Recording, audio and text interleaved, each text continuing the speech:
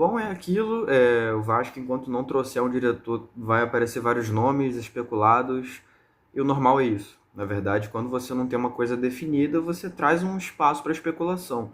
Não estou entrando no mérito de ser uma especulação mal intencionada ou bem intencionada, se é um trabalho bem feito ou mal feito, mas é fato. Vão surgir vários nomes.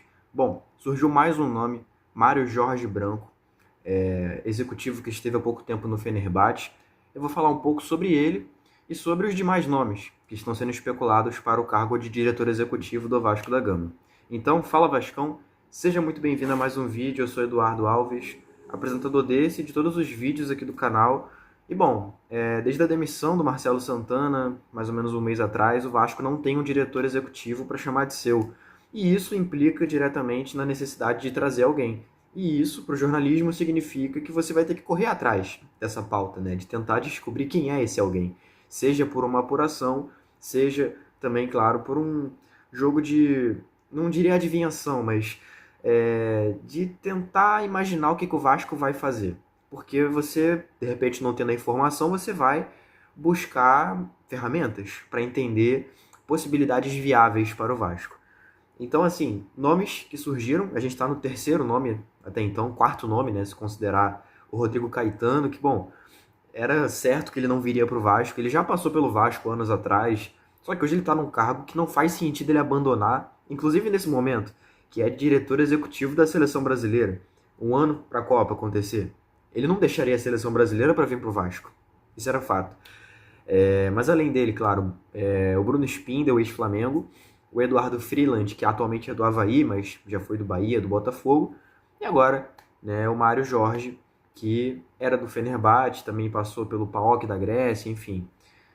Assim, diretor é mais difícil de avaliar. Não tem como você traçar, tipo, ó, o diretor ele é bom, ele é ruim, não tem como. Você pode tentar dizer assim, esse aqui tem bons trabalhos, esse aqui tá em alta e tal. Mas você dizer, pô, esse cara, ele é bom, isso é muito difícil, né? Inclusive, um outro nome que foi especulado foi o do Bruno Costa, que foi CEO do Fortaleza, diretor do Fortaleza, perdão, há pouco tempo, né? E, assim, você vai por cenários, né? Tipo, por exemplo, o Mário Jorge é do Fenerbahçe, era do Fenerbahçe, que é uma equipe que competiu muito nos últimos anos, conquistou taças, inclusive, nessa última temporada, e aí meio que já gera um burburinho. Ah, beleza, o cara tava num projeto vencedor. Mesma coisa pro Bruno Costa. Ah, o cara tava no Fortaleza, que fez campanhas incríveis na Série A e tal. Legal. Mas assim, como é que você vai dizer assim, não, esse cara é bom? Ah, esse cara aqui ele é bom. Como é que você avalia? Qual que é a avaliação por um diretor? Ah, o cara negocia bem. Ah, o cara tem boa lábia. Ah, o cara tem bons contatos. Ah, o cara tem um networking bom. Mas como é que você vai saber tudo isso? Como é que isso é palpável, sabe?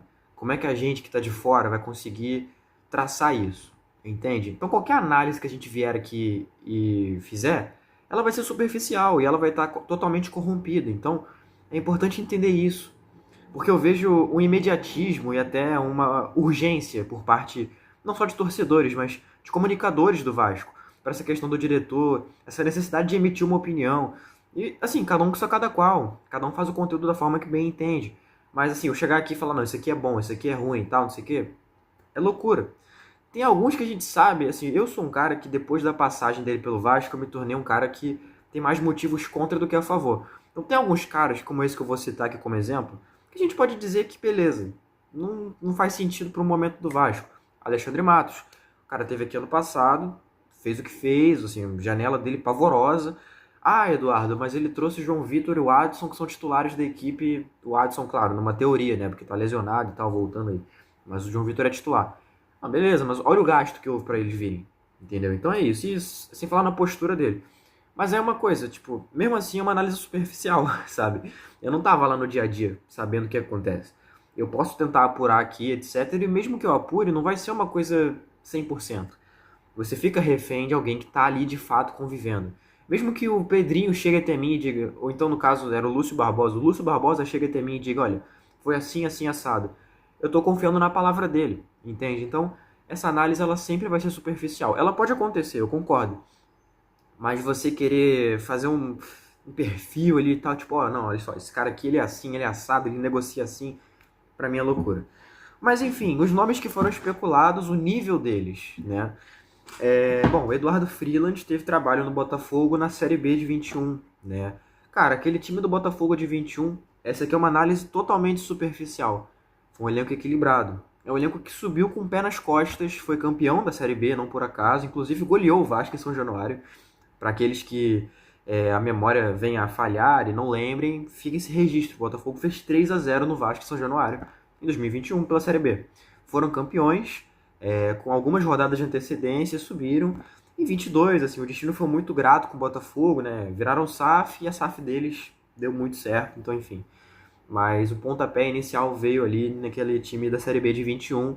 O Freeland estava lá, era o cara que tinha gerido essa equipe, montado, reforços e tal. Assim, alguns achados interessantes que ele teve. Rafael Navarro, que depois foi pro Palmeiras, hoje está na MLS, se eu não me engano. Também acho que dá para dizer o Erisson, que depois disputou a Série A até, e foi parar no São Paulo depois um tempo também e tal, enfim. Luiz Oyama, que na época foi muito útil pro elenco, hoje está no Juventude, jogador ali de marcação, tal, de intensidade. Dentre outros nomes ali, né? Talvez, sei lá, Gatito Fernandes, a manutenção dele, né, para a Série B, é um mérito, claro, da direção ali. Enfim, outros nomes ali que a gente pode depois adentrar melhor numa eventual confirmação da vinda dele. A gente chama alguém para participar aqui, fazer essa análise sobre o Freeland. Rodrigo Caetano, eu vou nem me estender muito, ele não vai vir, já é certo, mas é o melhor nome, gabaritado, assim, trabalhos incríveis, esteve no Vasco em 2014, e é um cara que tem uma qualidade incrível, tá na seleção brasileira não por acaso. Bom, Bruno Spindel. O Spindel tem uma carreira curta, mas essa carreira curta ela é credenciada por feitos muito grandes. Era o diretor executivo do Flamengo, era o cara responsável ali pela gestão desse grupo e tal. E, claro, numa parceria ali com o Marcos Braz, que era vice-presidente de futebol, conseguia montar um elenco muito forte. De 2019 até 2024 era ele, esse diretor. Então, assim, longevidade no cargo, né, principalmente, mas qualidade, né, nas contratações feitas. Torcida do Flamengo tem alguma crítica ou outra, assim, algum valor ou outro superfaturado, alguma negociação ou outra que não valeu tão a pena para o clube, como, por exemplo, o zagueiro Pablo, ou então o meio-campista Charles Alcaraz.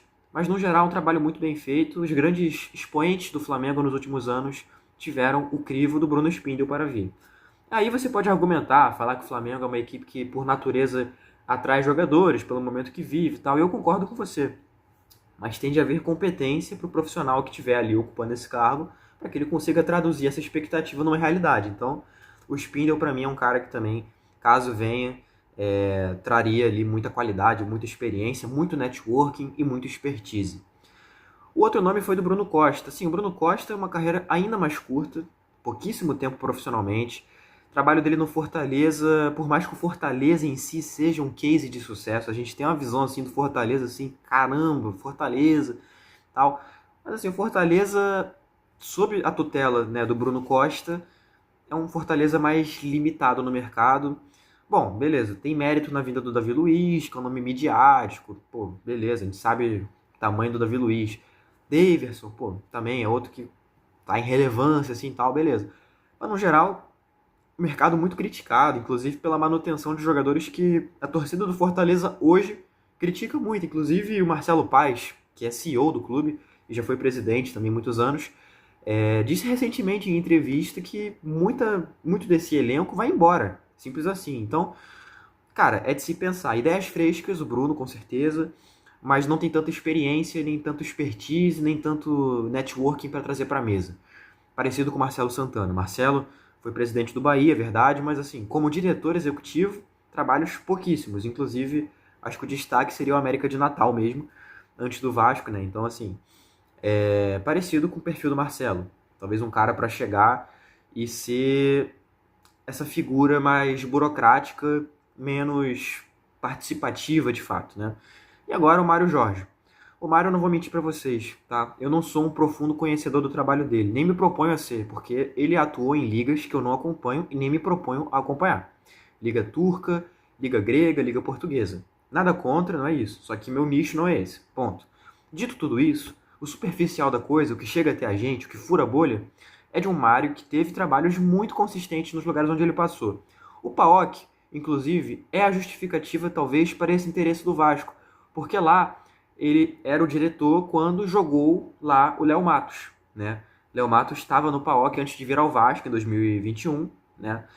E, bom, vocês lembram bem, com certeza, o Léo, quando ele chega no Vasco, já chega naquela reta final de carreira, já para tentar, de fato, entrar na carreira de dirigente, de administração esportiva. Então, ele já meio que cultivava esse relacionamento com o Mário, com certeza, já vislumbrava ali aquele entorno ali administrativo, empresarial e tal. Então, explica-se o porquê desse interesse. O trabalho dele no Fenerbahçe é um trabalho, dá para dizer assim, cara, mais positivo do que negativo. Eu vou fazer só um destaque importante, tá? Arda Güler. Você conhece esse cara provavelmente. Joga no Real Madrid atualmente. Ele era o camisa 10 do Fenerbahçe, tá? A manutenção, a gestão dessa venda do Güler para o Real Madrid, o Güler sai do Fenerbahçe com 16 para 17 anos, assim, pra vocês terem uma ideia. Uma negociação, assim, estupenda, assim, e tal. O Güler hoje é jogador da seleção turca, um jogador que já tem um nível alto mesmo com a pouca idade. Então essa condução da venda passou e muito pelo Mário, tá? E assim, muito de positivo a ser dito sobre isso. Assim como a vinda do Mesut Ozil no início da última temporada europeia, no caso no meio do ano passado, no meio de 2024. Ozil, para você que não conhece por algum motivo, tal, é um meio-campista histórico da seleção alemã. Jogou no Real Madrid há muitos anos, foi um craque pelo Real Madrid, campeão do mundo pela seleção alemã, estava em campo no 7-1 aqui no Brasil. Jogou muitos anos no Arsenal, no Werder Bremen e tal. E aí, a vinda dele para o Fenerbahçe, ele, apesar de jogar na seleção na seleção alemã, ele é turco, né? Ele é natural da Turquia. Então, foi uma coisa que juntou até a cultura e tal. E foi uma vinda que também, claro, gerou muita mídia. E, assim, não só mídia, mas como futebol também. Não tanto pelo Ozil ter destoado, mas por ser uma liderança, meio como foi o Payet no Vasco e tal. Então, méritos em cima disso. Também era o Mário responsável pela gestão do futebol do Fenerbahçe, quando ao começo do ano o Fenerbahçe tentou a contratação do atacante GB. Tá? E aí é a parte emblemática da coisa, porque o departamento de futebol do Fenerbahçe confiou que os exames do GB tinham falhado, sendo que o departamento médico do Vasco bateu firme o pé que os exames dele estavam ok. Inclusive o GB vem atuando corriqueiramente, regularmente pelo time sub-20. Então, assim, fica emblemático por conta disso. Foi evidentemente uma falha de apuração do departamento de futebol do Fenerbahçe. Quer dizer que o Mário é um cara ruim por isso? Não, mas é um ponto a ser levado em conta. Eu falei coisas boas, falei do Güler e do Ozil, tem que falar coisas ruins. Dito tudo isso aqui, isso não é uma análise, isso aqui é só um comentário, tá? Eu não tenho como chegar aqui e falar que o Mário é bom ou que o Mário é ruim, ponto. O currículo dele é bom, beleza? E assim, a informação partiu dos amigos do Nils Colina, um abraço aí, depois confirmada pelo amigo Matheus Gilbert, também um abraço, que disse também que já houve uma conversa do Vasco com o Mário, que já conheceram a pedida salarial dele e tal, enfim. Bom, dito tudo isso, o que eu tenho para falar sobre esse cargo vago do diretor executivo? Cara, tem que trazer esse cara logo. A janela tá aberta. São 8 dias de janela, essa janela de intertemporada. O Carlos Amodeu, CEO, diz que a ideia é ter reforço anunciado até o dia 27 de junho, que é quando o elenco se reapresenta para o início ali dos trabalhos para o segundo semestre, né? Então, assim, se quer anunciar alguém até o dia 27, tem que contratar nessa janela de agora. E para fazer isso, tem que ter um diretor, na minha opinião, tá? Mas assim, é só uma opinião, é só isso. Eu não sou do meio do futebol, posso estar falando uma bobeira enorme aqui, beleza? Mas eu espero que o elenco, que aliás, a direção do Vasco esteja vendo essa causa com muito carinho. E assim, uma vez anunciado, independente de quem seja, o que eu espero? Infelizmente, um cara para ser um burocrata. Para ser um cara ali para carimbar contrato, para assinar contrato, para redigir contrato, para fazer folha salarial, etc. Como era o Marcelo Santana. Beleza? Torcendo que eu esteja errado.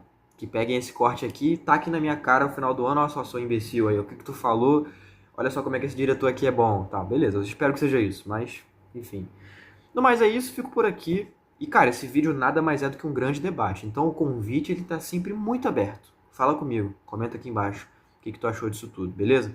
Bom, fico por aqui. Redes sociais, aqui na descrição, @analisacrvg. Inscrição, comentário, like, tudo é sempre também, cara, é muito bem-vindo. Ajuda muito, beleza? E grupo de WhatsApp, tá aqui na descrição. Clica aqui no link, participe dessa nossa resenha, tá bom?